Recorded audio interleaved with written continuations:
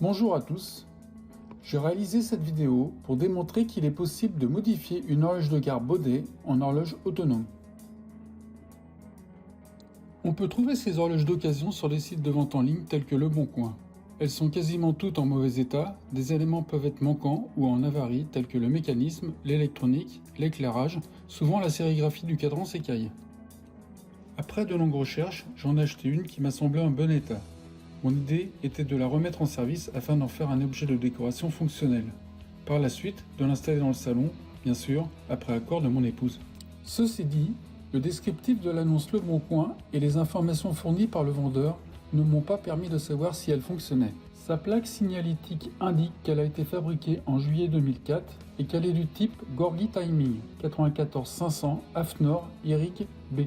Pour la faire fonctionner, il est nécessaire qu'elle soit raccordée à une horloge mère. Plus précisément, l'horloge mère sert à la synchronisation horaire, c'est-à-dire qu'elle transmet aux horloges réceptrices, qui ne sont en fait que des terminaux, des messages de temps codés conformément au protocole IRIC B, normalisé en AFNOR NFS 87 500. N'ayant pas d'horloge mère, j'ai fait une nouvelle recherche sur les sites de vente en ligne qui s'est avérée infructueuse. Il y a peu de ventes et souvent à des montants excessifs compte tenu de leur rareté. En outre, une horloge mère est un matériel qui a des contraintes d'installation. Elle doit disposer d'une interface AFNOR, c'est une option.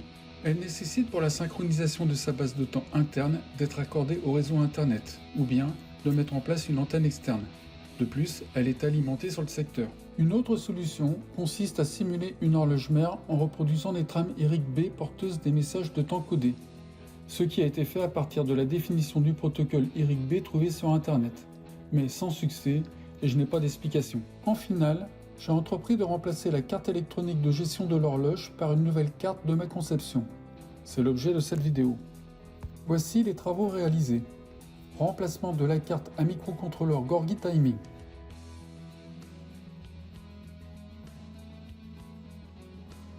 Principaux éléments composant la nouvelle carte: un module Arduino Mega 2560, une référence de temps RTC basée sur le composant Maxim DS3231, un optotriac pour la commande AC du moteur synchrone des secondes, un module abaisseur de tension à découpage pour diminuer la consommation en énergie de l'ensemble.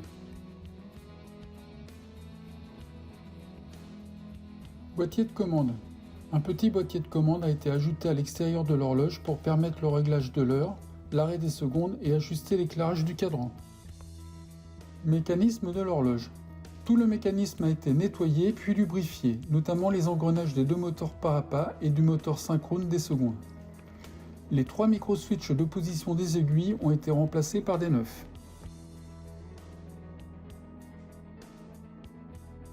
Micro-logiciel. 19 entrées-sorties et 6 lignes d'interruption logicielle ont été utilisées. Un tour complet de l'aiguille des secondes prenant légèrement moins de 60 secondes, une routine a été implémentée pour asservir les secondes en fonction de l'avance prise à chaque changement de minute.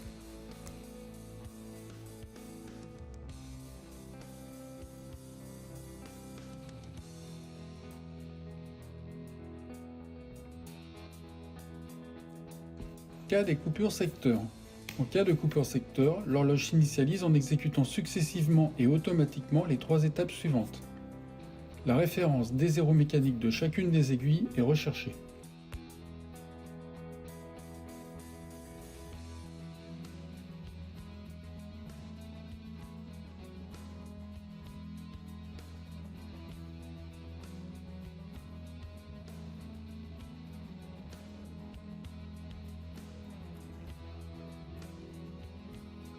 Les aiguilles heure et minute sont mises à l'heure du RTC, plus 1 minute ou plus 2 minutes, puis sont stoppées en attente de synchronisation horaire.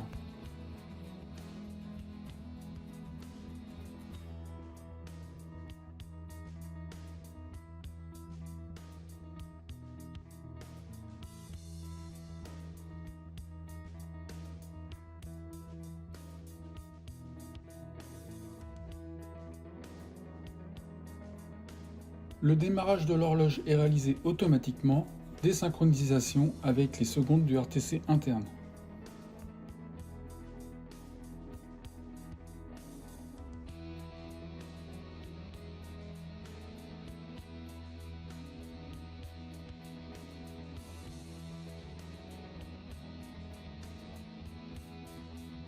Rétroéclairage du cadran.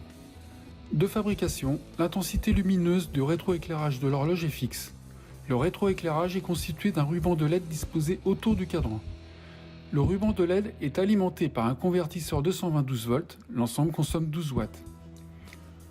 Dans le cadre de ce projet, le rétroéclairage du cadran a été modifié pour que sa luminosité varie en fonction de la lumière ambiante. Ainsi, dans l'obscurité, le cadran est faiblement éclairé. Ce dispositif a par ailleurs l'avantage de baisser la consommation en énergie de l'ensemble. Pour finir, le boîtier extérieur de l'horloge a été repeint, ainsi que la potence et le disque support. Enfin, j'attire votre attention sur le fait que cette solution ne s'adapte pas à tous les types de mécanismes Baudet. Si vous souhaitez davantage d'explications, n'hésitez pas à me contacter. Je vous remercie d'avoir vu cette vidéo.